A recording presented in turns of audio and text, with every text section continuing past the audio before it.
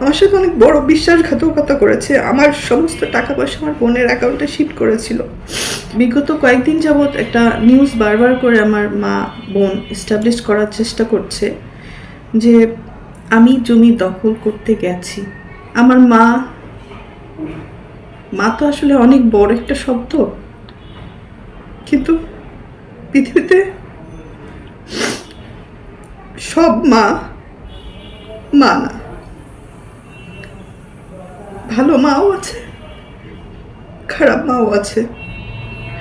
দুর্ভাগ্যবশত আমার মাটা হয়তো আমাকে সেই পরিমাণ ভালোবাসতে পারেনি, কারণ আমি আমার মার কাছে, পরিবারের কাছে সবসময় সোনার ডিম পাড়া একটা হাঁস ছিলাম, মানে দুধ দিয়ে একটা গরু ছিলাম, টাকা ছাপানোর মেশিন ছিলাম।